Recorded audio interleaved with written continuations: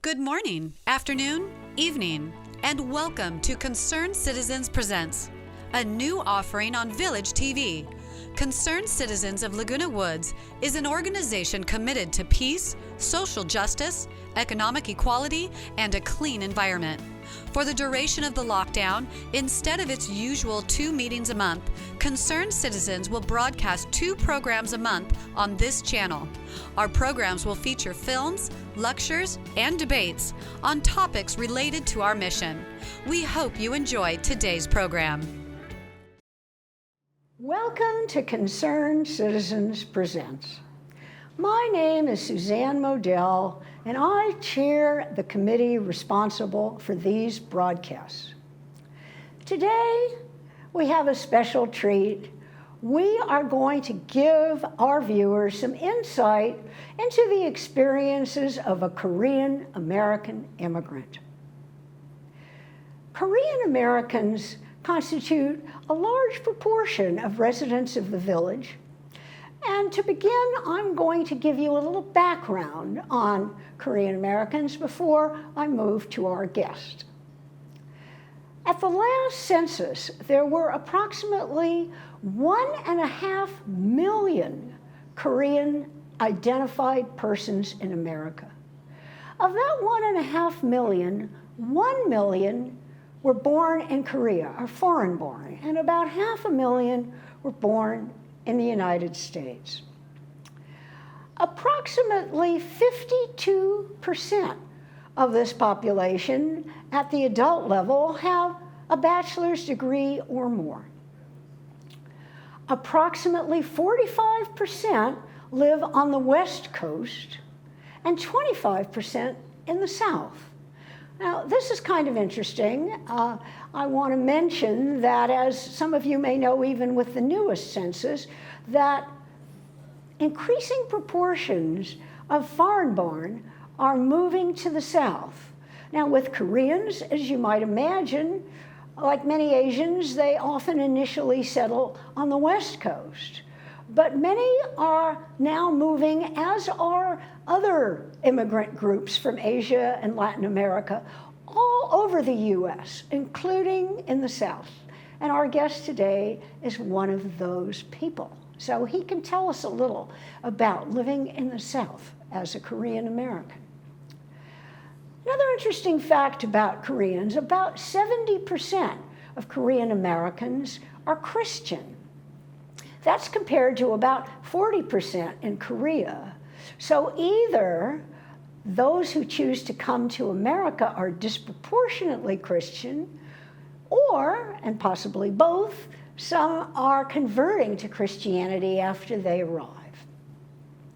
Of those who are Christian, approximately 40% identify as evangelical, and that again includes our guest. So, without further ado, I am pleased to introduce to you Pastor Peter Chong. Pastor Chong has lived in the United States for over 40 years. 46 years. And he has lived in Laguna Woods for 9 of them. He is going to tell us a little bit about his experiences here. He is an important man in the Korean American community, as he is the past president of the Korean American Club of Laguna Woods. Welcome, Peter Chong. Thank you, Sue. Thank you. So to begin, could you tell us a little bit about Korea, your life in Korea? What was Korea like way back when you were born and when you were a young child? Well, I was born in Seoul, Korea, 1943. At that time, Korea was very poor. Korea got just, liberty from out of Japan. And then, Korea was poor and hungry. That's all I can remember. And then when I was 6 years old, the war was broken out. The war? Korean War. The Korean War? Yeah, 1950. And so then we moved down to South, refuge life and poor. You were a refugee? Yeah. What is that like to be a refugee? Well, it's tough life, empty hand. People walk down, 100 miles, 150, 200 miles on barefoot and carrying some clothes and some, stuff. Because of communists, they moved down. And how long were you a refugee? Well, because my father was serving as a government official, we could move down to Busan, from Seoul to Busan by train, and then carried our stuff. But many people, they walked. And then we stayed in Busan for 3 years. Mm-hmm. The war lasted a little over 3 years. So. Was the war near where you were living? Did you? Korean War. Yes. Yeah. There was fighting near you? Oh, yeah, really fighting, shooting, killing. I remember I saw many dead people on the street. You saw dead people in the street. Yeah. My goodness. Yeah. That's terrible. Yes, yes. And so then after things settled down and South Korea was kind of a new country, you moved back to Seoul? Yeah, well, we moved back to Seoul in 1953, and then all destroyed. All destroyed. All destroyed. More than 70% of our houses and buildings all burned down. Wow. Everybody lost the house. No one would know that now. Oh, no, this is another country. Another country. It's a lot different. Well, let's not go there yet. Yeah. We'll come to that. So things were very, very difficult. And you had brothers and sisters? You were an only child? My own now? Yes. Oh, yeah. Well, I have 4 children, my own. No. You're in my Korea. My parents. Yes. Yeah, my parents had 5 children. 5 children. And Yeah. you were all together during this period? Well, 4 of my siblings are in America and 1 sister. Oldest sister still in Korea. She's 92 years old. Okay, let's not quite move to America yet. I'd like you to tell us a little more about Korea. So you went to high school in Korea? Yeah, I went up from elementary school through high school and Bible seminary in Korea. Mm-hmm. Yeah. Mm-hmm. And maybe you could tell us a little bit about your becoming a Christian. That's kind of interesting. Yeah. Well, I was born in Buddhism family. Well, Buddhism is kind of like a Korean traditional religion, very strong, prevalent religion. Mm-hmm. And then in college student age, I had a friend, American missionary, Charles Butterfield. He's from Oregon State. How did you meet this American missionary? Well, I had an English practice conversation club, and he was the advisor. Okay, Charles I'm sorry. Butterfield. This is very. So why were you taking an English conversation class? Well, English is international language. Is it? Oh, I don't know that it was you people, then. Americans. In Korea, maybe it was. Well, now, most of young people around the world, they try to learn English. Most young people in the world try to learn English. Well, America is still center of the world. Well, I'd say particularly when there are American soldiers in the country, that yes, people that could be want correct. to learn But, English. well, yeah, if we could speak English, then we can have more success. Right. It's the Correct. road to success. Yeah, so Absolutely. we try to learn English. Right. And this was how you took then a class, or was it just a tutoring with the American missionary? Yeah, we learned English from middle school, 7th grade at that time, but now from kindergarten in Korea, they begin to learn English. Mm-hmm. But in our age, we began to learn English from 7th grade, middle school, and high school, and all the way up. And so then I had a good friend of mine, he's an American missionary, Charles Butterfield. And then we were friends together. Then he tried to persuade me to be Christian. Well, that's what missionaries do, is it not? That's their job. Finally, well, I came to the church. I came to the Lord. Yeah. So they were successful in your case. Oh, yeah. And did you have other friends who also converted, or did you do this pretty much on your own? Well, we were member of a youth group of a church. That's the Yeouido Full Gospel Church, which is the largest church in the world in numbers. And then American missionary Charles Butterfield, he was advisor of English Bible study class, there. And so I was a member of the, English Bible study. And then, we had a fellowship. Now, was this while you were a high school student?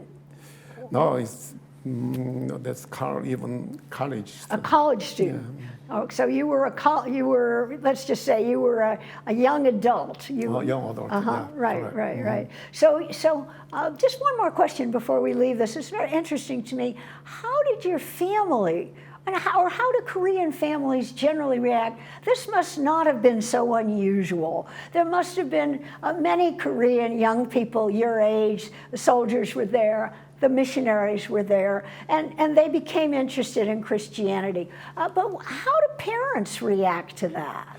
Well, at the first stage, my parents respect me, whatever I did, but they wish me to keep in Buddhism religion. But now it's more free than our ancestors. Since I became Christian, I was converted, then I insisted my new religion, Christianity. Then my mother said, okay, I prayed for you to Buddha. Prayed for you to come back. Yeah, I was a very bad boy, You were bad. and very wild guy I was before I was converted. And my mother prayed for me. So she was pretty angry, but it didn't work. Buddha didn't work. Right. But since I met Christ, Jesus Christ, That works better. he changed my life absolutely. Now let me ask you just one other question. So if an Asian person, an East Asian, becomes a Christian, what about the responsibilities for the ancestors and maintaining the tombs of the ancestors? Well, and this is, of course, part of what she's worried about when she doesn't want you to leave. well, at that time, a lot of persecutions. But now it's a free country, free religion. It's a personal option, whatever. A personal option. Yeah, personal option. But one could maybe still honor one's ancestors even if one was a Christian? Well, It's tough. it's tough. Well, Confucianism doctrine, according to Confucianism doctrine, we must, bow and offer food. Much respect, yeah. Much respect. But now it's all gone. Even in Korea, you think Even it's in pretty Korea, much, everything is more modern? Yeah, modern, and Christianity is prevalent, so it's not limited now. Okay.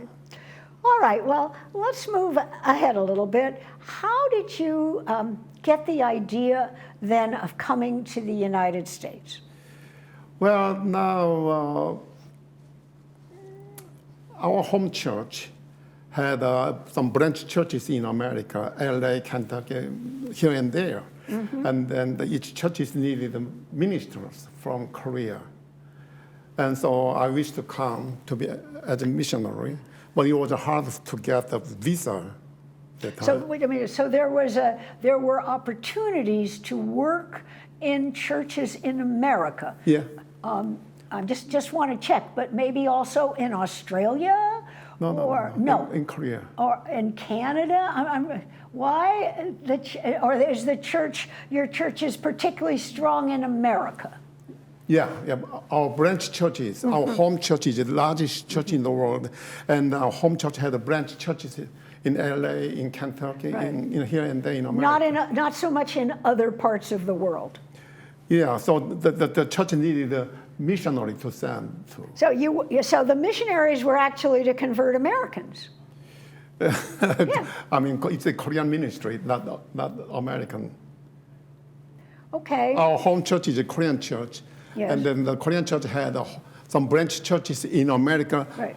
Korean ministry church, Okay. Korean language church. No, I understand. We have many Korean language churches correct. in America. So in a sense, you were coming to serve some of the Korean Americans who had come before you. The earliest immigrants from Korea began coming in large numbers in the late 1960s. Yeah, right. Those immigrants from Korea came here and then organized church. Right. And then they didn't have ministers. Exactly. Yeah, so they wanted to have a minister. That's right. Now, from Korea. Yes. Yeah. So what year did you first come? 1975. So it had been about 47. 10 years. By then, American immigration history would tell me it'd been about 10 years that Koreans had been coming to the United States in large numbers, quite large numbers. Yeah, correct. Right. And were you married at this time? When I did marry? When you decided to come to America? Say? When you decided to come to America, were you married or were you single? I was married. You were married? Yeah, I married in 1968. All right. I married at some early age, you know. And so you married, and did you have any children already? Oh, yeah, I have 4 children. Before you came? No, well, I brought 2 boys, John and Paul. John was 5 years old, and Paul was 3. Then in Philadelphia, I got twin girls. Okay, let's wait. You're going too fast. I want to do this, if I could, chronologically. So what kind of job did you have in Korea before you came to America? Well, I was a minister. You were a minister I there? I was a preacher, yeah. There. Oh, so you had a congregation already in Korea? Yeah, but I pioneered. I was pastoring a small pioneering church for 2 years. For 2 years. And then my successor took the ministry. I see. So what did your wife think about coming to America? Well, she agreed, she agreed. No object. And your parents, I mean, it's a difficult thing to move, or maybe did you think you would stay, Pastor Chong? Maybe you thought you were just coming for a visit. Well, immigrants means staying here. That's right. I'm already adult. I have my own family, so my parents could not control me. Oh, okay, but they were maybe not so happy. They were happy. Okay. Yeah. It was okay with them if you came? Oh, they had no problem. Yeah, they were happy. And what about your wife's parents? Oh, they okay. Yeah. Now, there is something actually that we should also mention, and that is that you had someone who came before you in your family, didn't you? Didn't you tell me that your sister was? Oh, yeah, my sister came. So can we tell us about that? Because it's a lot easier to make that trip if you have a brother or a sister or an aunt or an uncle already here. So where was your sister and why? She was the first? Yeah, she was the first. Come from your family. Why did she come and where was she living when you decided to come? Well, she married with an American young man and lived in Sacramento, California. She married an American? Yeah. Soldier by any chance? Well, then retired. Okay, but he was in Korea as a soldier? Yeah. And then they lived in Sacramento, capital of our state. Yeah, both they were attending school, college together, but they had a good business also before that, college life, and they invited me. They sponsor you. Sponsor me. Yes, because that does make it easier to come. So they sponsored you as an immigrant. Correct. Yeah, correct. And they were citizens. Oh yeah. Actually, you have to be a citizen if you're going to bring in a relative like that. All right. So they sponsored you, and now I want you to tell me a little bit about your plane trip, because the plane trip that you took from Korea when you landed in America, that's an interesting story. Yeah. Well, when I came here from South Korea to USA, I brought an orphan from Holt, You brought an orphan? Yeah, orphan. A little boy, I think about 3 or 4 months little boy. And then I carried him to Chicago. And then I could have a favor, half price air ticket. Right. So in return for bringing an orphan, our viewers may recall that in the 1970s, even after even in the 80s, Yeah. it was quite common for Korean orphans, Koreans who had lost parents or at least lost touch. As you said, there was a terrible, the war, the refugees, Yeah, people yeah. lost their parents. And many of these children were adopted. I actually had a student, and they have American names, but when you meet them, you can see that they're Asian. So you very kindly brought a little boy here, all the way to Chicago. Your wife was not with you? No, she came to States about 3 weeks later after me. I think you're very brave to bring. I don't think I would want to bring a baby from Seoul to Chicago. It's okay. Right. No problem. Okay. Well. I don't know if it was was that your first airplane trip? Well, yeah. Probably was. But in military life, I got some helicopter and some helicopter training. You had some helicopter experience. Yeah. So our viewers don't know this, but in addition to being a pastor, Peter Chong is also a performer, and he's going to entertain us a little bit. So could you tell us a little bit about the experience of being on an airplane with your comedy routine? You mean comedy? Yes. Yes. No? No. Okay. Ladies and gentlemen, this is Captain Peter Chong flying with you to destination, Seoul Incheon International Airport. Now your favorite aircraft, Korean Airlines 747-36, is now flying over 27,000 feet above Korean Peninsula. It's about 120 miles to the airport, and within 25 minutes later, we touch down the ground of Seoul Incheon International Airport. Now, local time of Seoul area, 7:35 a.m., temperature 56 Fahrenheit. And we all of Korean Airlines staff members will be very happy to have the next chance to fly with you again whenever it will be soon. And ladies and gentlemen, thank you again for your choosing and flying with us. Korean Airlines. Ding dong dang. How about that? That's terrific. This is going the other way, though. You've sent us back to Korea. That is wonderful. That's very amusing. And all the airlines are the same, actually, whether it's Korean or Singapore or Lufthansa. They all maybe you're a frustrated airline pilot, right? But no, actually, so you came to America to help Korean Americans, to serve in their churches. So tell us a little bit about the different places you've lived, and a little bit about what is it like to be newly arrived from Korea in this strange country of America. Well, before I came to America, I was serving a military life, ROK Army, Korean Army, honor guard in U.S. Army base in Seoul, Korea, 8th Army base. And then it's a united compound.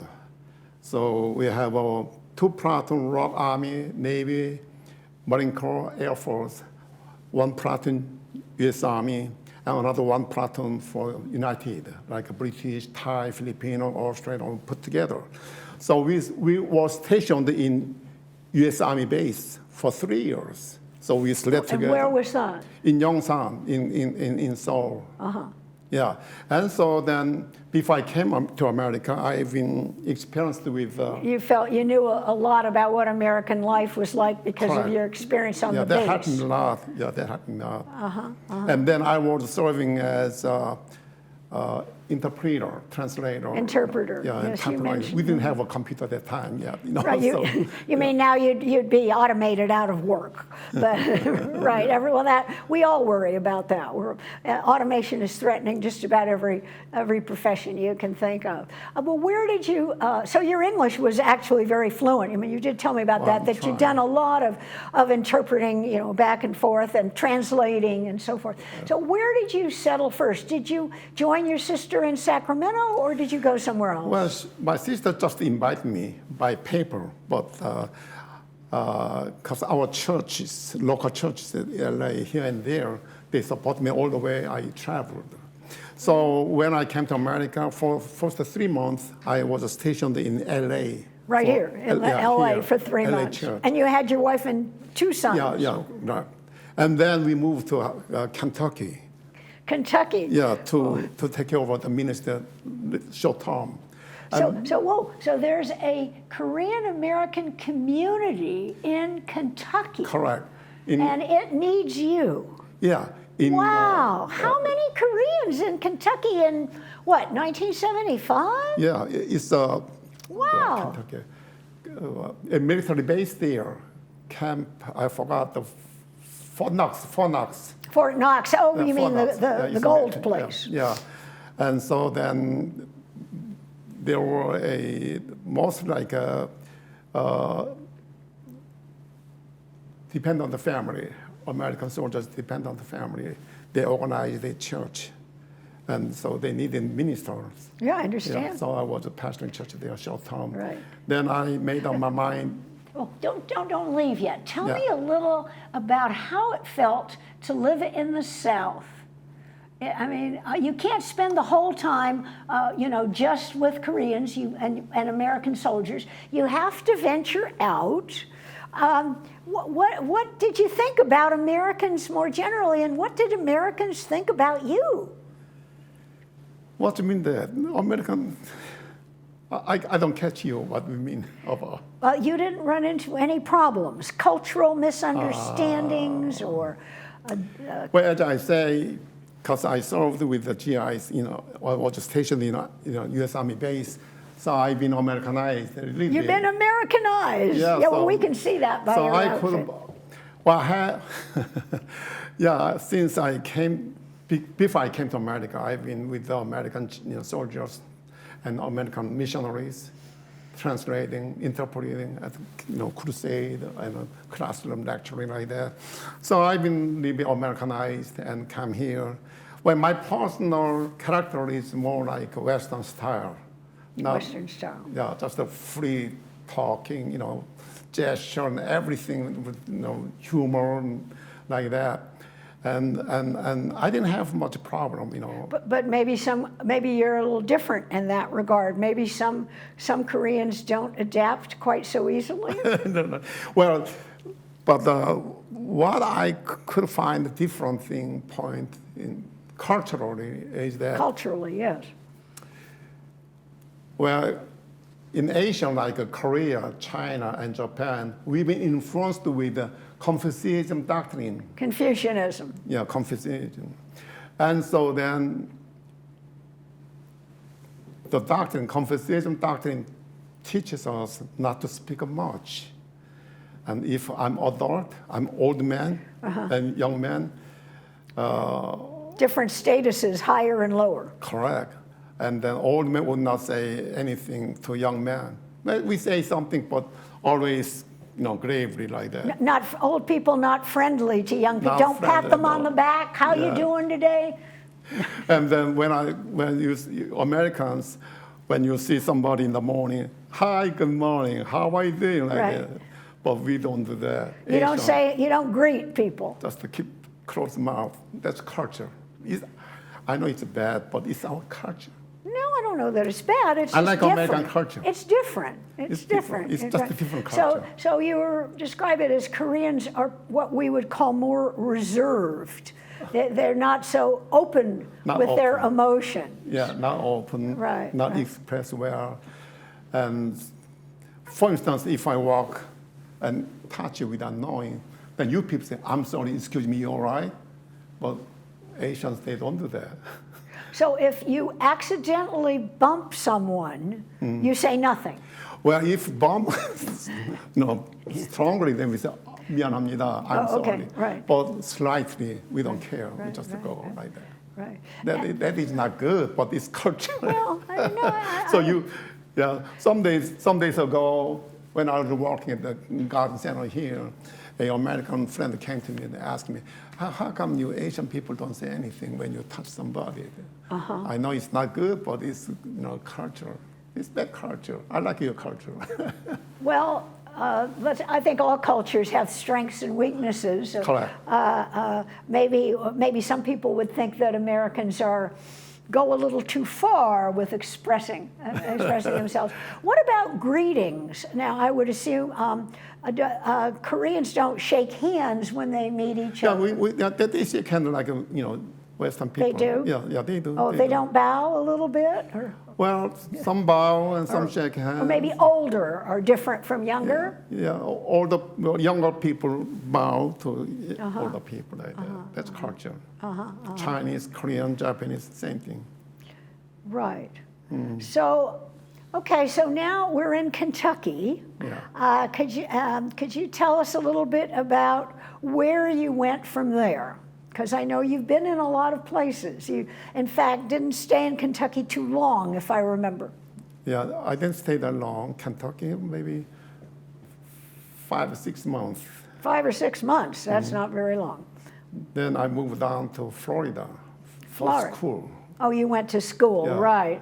Lakeland, Florida for the Southeastern University. Southeastern University is a Baptist school? It's the Assembly of God, Pentecostal school. Yeah, then I moved up to, after that, I moved up to Philadelphia. Yeah, you're taking your family along? All the way. All the way, and you had a couple more children along the way too? Not yet. Not yet, okay, all right. 'Cause So up to Philadelphia. Yeah, in Philadelphia, in 1980, we got twin girls. Twin girls? Yeah, 1980. Oh, wow. And the girls? Congratulations. Thank you. The girls are now 40 years old. Right, yes, 41 almost, that's and, right. Yes, time does fly like that. Yeah, they are twin girls. Uh-huh. And how long were you in Philly? There I was there 6 years. And you served a Korean American congregation, right? Now in Philadelphia, that's a pretty big city. Would there occasionally be some white people coming to these churches, or not very much? Well, mostly it's kind of like Korean language ministry. Oh, it's a Korean language, yeah. So Korean you have language. to speak Korean Yeah. to be able to understand the service. Yeah, and then there, I traveled to Ghana. Yeah, well, that's what I was hoping we'd come to that. So this was Africa. Does every Pentecostal? This is a kind of a service like the Mormons have that you should serve as a missionary abroad. Yeah, it's common. Yeah, Pentecostal doctrine. Yeah. So you went to Ghana. Yeah, Ghana. Tell us, and did you take your family there? We're trying, but because my wife had 2 little babies. Yeah, she has the 2 little girls. My wife was not good health, so they didn't. You decided against it. Philadelphia, yeah. But I came back. I visited back to That's when you perfected your airplane routine. Yeah. Because you kept flying back and forth from Ghana, correct. and you heard so many airplanes that you. Right, yeah. Correct. Yeah. And what is Ghana like? What can you tell us about that country? Well, people very nice, humble, and friendly. But Africa was very, very poor. They Very have a poor. good resource, everything. How did it compare to Korea when you were little? Well, Korea was poorer than there. Korea was Ghana, poorer. Yeah. More poor. Ghana, in the morning when I woke up, I see banana trees and fruit trees. Oh, there's avocado, food. You can Korea, pick the bananas. Correct. Yeah. Yeah, there's not much winter there either, so you don't have Korea is a cold place in the winter. Correct. Very cold. Very cold. Yeah. So things were, but still, relatively speaking, it was poor. And you had now there in Ghana, you did not serve a Korean congregation. No, it's right? all national people there. Yeah. They speak English. And they speak English. They speak English. Right, Yeah. right. So your English got a lot of practice there. Correct. Could be. And were there other Koreans with you in your ministry there? And No, just myself. We have just yourself. Yeah, we had. Wow. Well, we have some staff members, Ghanaian staff members, there. So we have a good ministry there. You're well organized. You weren't well you were not the first, and you were not the last. I was not. My friend, the Reverend Kim Namsoo, Pastor Kim, he pioneered the ministry there, And then he asked me to stay there for. Oh, so you were second. I was second there. Oh. Yeah. And where did you meet Reverend Kim? Well, he's my Bible school classmate. Oh, you knew him from school. Yeah. Uh-huh. Yeah. Uh-huh. That leads, I just want to ask, so you did go to school here, you met a lot of other young men dedicated to the ministry. Do you all keep in touch? Oh, yeah, we sometimes, we call and encourage people. This is before Facebook. Right. Yeah. Right. So it's more difficult but this Reverend Kim, you and he were enough in touch that he drafted you to follow him. And whom did you draft to follow you? Well, I drafted another young minister after me. So it's the job of his brother Kim's friend, his younger brother. Oh. Yeah. So he was the third one. Then he passed away. So it's another. He got disease. So in Africa. Oh, that's almost like that. Yeah. Oh, that's. Well, I guess we should be grateful that you came out of it okay. Yeah, no, Africa the food situation might be better, but the health situation might not. Correct. It's hygienic. Yeah, yeah. So your wife and family were glad when you got back. Yeah, they're right. Yeah. Right. Okay. So then you moved. Where were you next? Then I moved down to Atlanta, Georgia. Right, and notice again in the South. So you'd been in Kentucky, you'd gone to school in Florida, and now you were in Atlanta. And Philadelphia, Africa, then Atlanta, Georgia. Right, I'm sorry, right. And Atlanta was beginning to grow probably by then. I mean, this has been one of the fastest growing cities in the United States. In 1996, Atlanta Olympic Game was held. Atlanta was the host city, and since then, oh, really? It's booming. Oh, that's interesting. Yeah, it's booming. So the Olympics kind of set the stage to stimulate more people to come. I didn't know that. That's why many countries try to, open. Yeah, I understand Los Angeles is on the list. Oh, yes. So yeah. We don't need more people actually in Los Angeles, do we? Right. Okay. So you were in Georgia for quite a long time, yes? Yeah, I've been there over 20-something years. And your children must have grown up there? Right. Yeah. And did you have mainly just one church, or? Yeah, I ministered at one church. Uh-huh. Yeah, I ministered there over 22 years. Right. Yeah. And how many congregants did you have in your church? In numbers? Yeah. It's about 400-500 Wow. congregations. 400 or 500, and you were responsible for that large a group.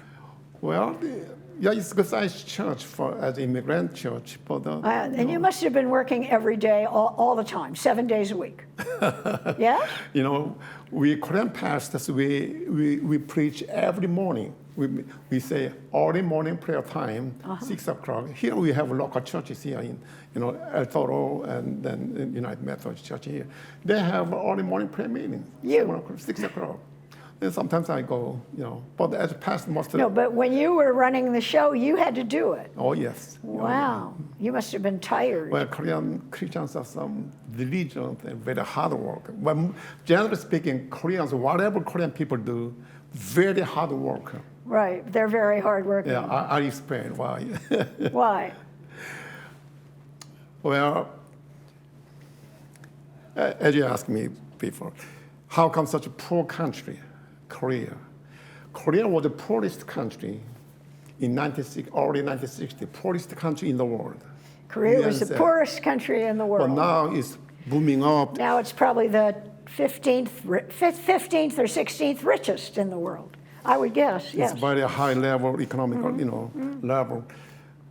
The reason why Koreans work hard like that is that, like Jewish people, Korea is surrounded with North Russia, the biggest land. Surrounded by big powers. Big powers. And West, China. China, yeah, we know about South and East, Japan. Yeah.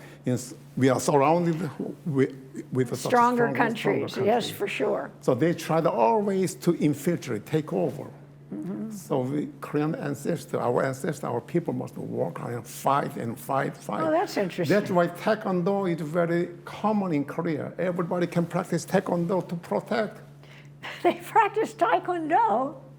You mean they're pugnacious. They're kind of fighting for their survival. They feel that the enemies are close. Yeah, self-defense, and then work very hard. Work hard.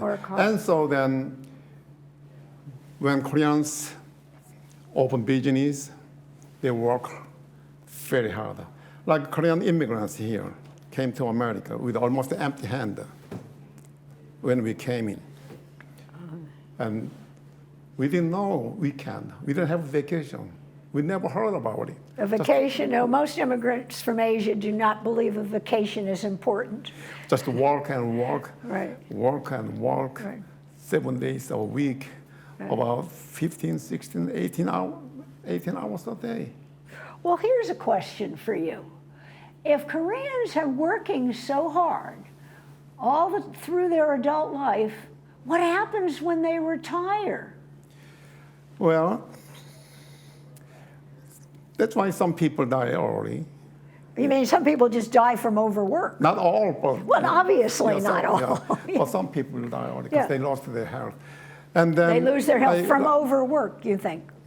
You think they lose their health from overwork? overwork. Yeah, and then Korean students, when they studied, they didn't have money. They walked to the blood bank. For what? To sell blood. Oh. For what? To buy textbook. To pay tuition. The students, they studied that hard. That's why such a poor country could rise up, because we work hard. We work hard, really hard. When we work, when we study, we do, up to death. That's why it grows. I see. And so still my question, what I'm thinking, well, maybe you could tell me about yourself. So in, what was it, about 2012, you did retire. Yeah. And how did you choose Laguna Woods as the place to retire? Well, right after I retired from a church in Atlanta, Georgia, I moved up to Greenville, South Carolina, which is about 100 miles north from Atlanta. It's a very quiet place, nice place. But I enjoyed about first 2 years, but no friend, no Korean people around there. It's very, very quiet city. So you thought you could retire nearby, but it was too quiet for you. That's and my of course, mistake. you had been used to a large Korean community around you. Yeah, so, but in Greenville, South Carolina, There are no only Koreans. few Korean people. And so I got stressed because no friend around me. And so I got depression. You got depressed. Well, some people do get depressed when they retire, Yeah. especially if they have been working 24/7 for 30 years or more, you know? And then my friend recommended me here, Laguna Woods. Your So- friend. Now, which friend was this? Well, he is the elder of a church. And then he was the president of Laguna Woods Korean Association here. So there's Yeah, Mr. King. So there's a legacy here that you were actually encouraged to come by a previous, before you, obviously, president of the Korean American Club in Laguna Woods. So what did he tell you about Koreans in our community here? Well, he says, Laguna Woods is a good city, nearby to ocean and By the ocean, right? good Yeah. air. It's not far to LA, Korean market. There's a there. lot of Koreans in Yeah, a lot of LA. Koreans. So recommend me here. So that's why I'm here. Yeah. So did you come and look it over, or did you just say yes without looking look it over? I flew here to look it over. Did you first, bring your then I see wife, around. or? Yeah, and then we all right, so we moved down here. So you moved here. Yeah, we enjoy it. So tell us a little bit about the Koreans in our community and the Korean American Club. So now you are in a completely new place with new people. How is it different, and how is it the same from Atlanta? Well, this is a senior town, so Yes. we're all seniors. And so when we meet any Korean, we feel friend because we all, common point, same aged. And then we feel like, brothership, friendship. Are there any people that are living here that you knew in your many places that you'd lived before? Oh yeah, Some that yeah. I have my high school classmate here. You have a high school classmate here. He was living in Ohio. Did you bring him? I brought him here. Yeah. He retired from Honda company in Ohio. Honda, Then I invited him here. Come on here. They said, okay. Yeah. So this is actually quite common. Our viewers may not be aware of it, but yes, that Asians will tend to encourage one another. They keep their ties. They know one another over the years, and it's easier now with computers. It's much easier. So you actually followed someone here, and is that the only person you brought, the man from Honda, or maybe you brought someone else still? Yeah, well, Koreans, we live here such long years, but still we feel more some kind of lonesome. And so Korean people love friend, so like to stay together. So that's not unusual. Yeah, it's unusual. I invite my high school classmate. Right. I invite my minister friend. He retired the pastorship in San Francisco, so he's here. Much nicer here than San Francisco. Yeah. So much warmer. I'm a native San Franciscan. I can say that. Yeah, and so then. Yeah, right. Yeah, well, most of the Korean people in Laguna Woods, they invite their friend, classmates. Yes, right. That's a good thing.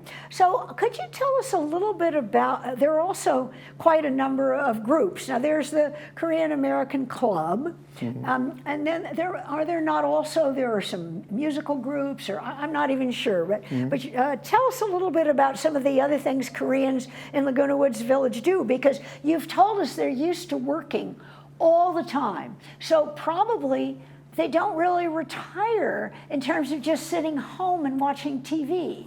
They're probably running around doing all kinds of activities in the village also. Yeah. Well, as we are seniors, if we sit down at home and just watch TV like that, then we feel stressed. So I encourage my people to, to get out. Get out and meet together, fellowship, exercise, walking, and game and swimming and golf. So do you have some exercise groups, some formal groups? Yeah, we do. Yeah, I do. Every morning we walk.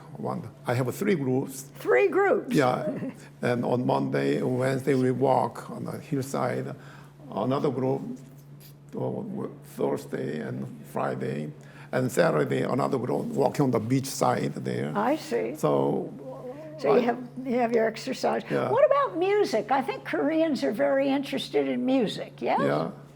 I'm not a good musician, but we have some music group, some traditional instruments. You have a traditional instrument group. Instrument group. Do you do concert for us? Yeah, we did that in Arirang Festival. I mean, now obviously it's kind of a difficult time. Yeah, correct, yeah.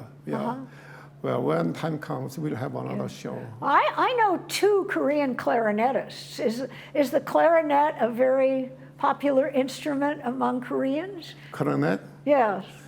Yeah, kind of like, yeah. I mean, I noticed that. It struck me that I don't know any clarinetists at all, and all of a sudden I know 2 who are in our village who are. So I wondered if maybe there was a clarinet group.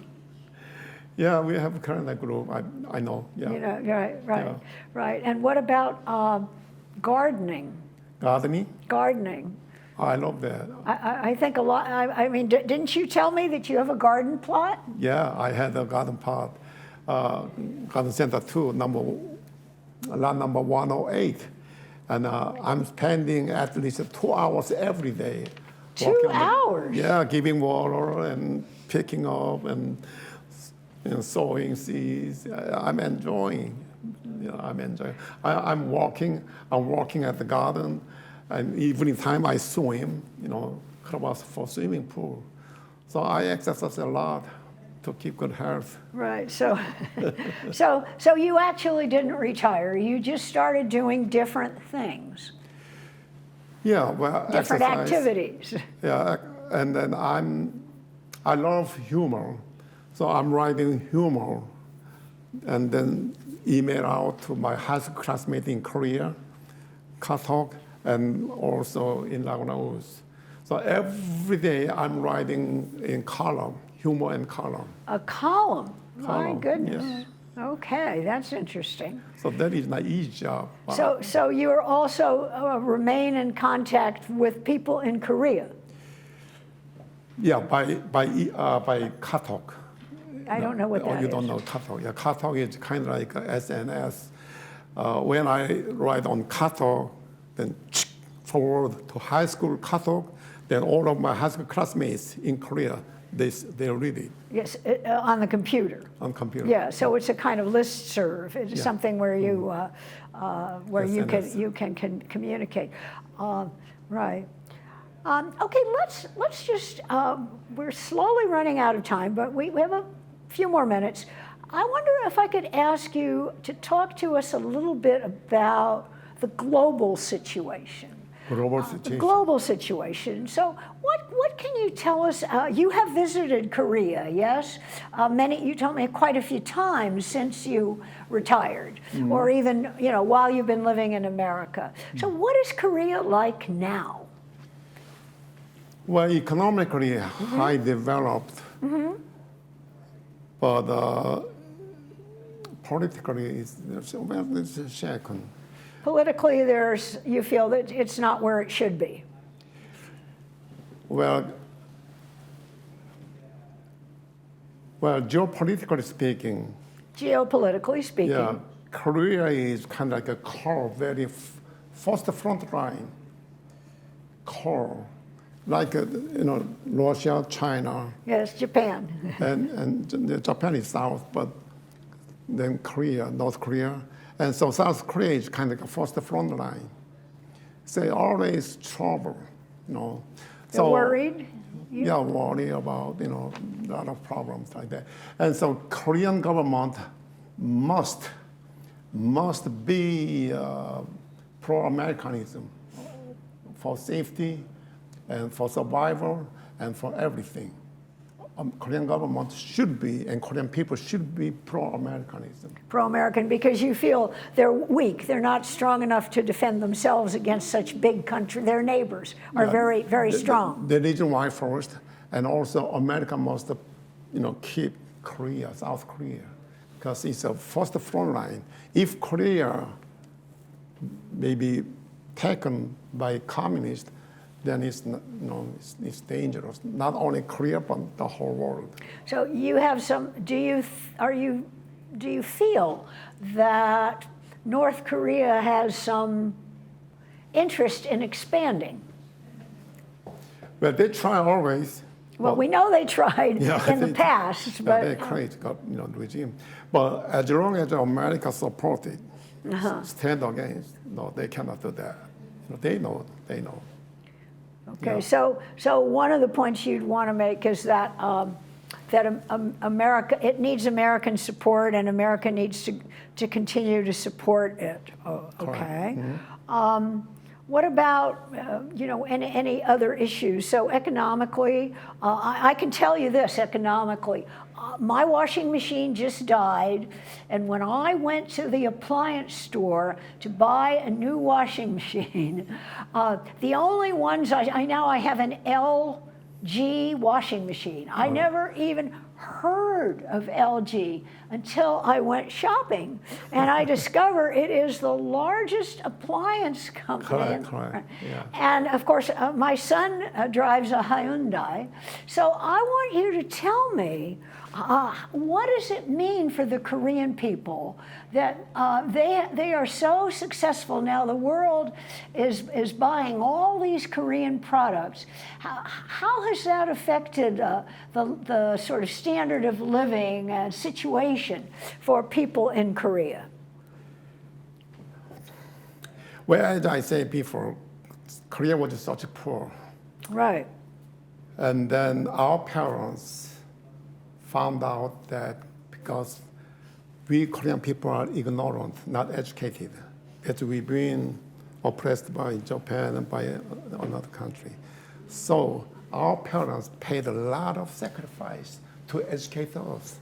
Even they didn't eat food, they paid tuition. They bought textbook for us. For the kids, not for the kids, themselves. for second generation education.